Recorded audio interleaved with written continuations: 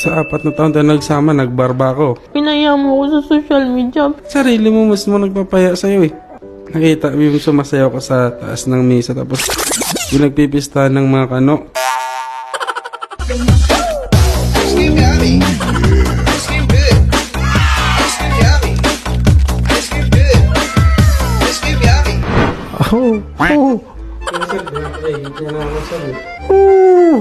Patawarin niyo ako. At ito po yung video. Ayaw ko na sa Earth.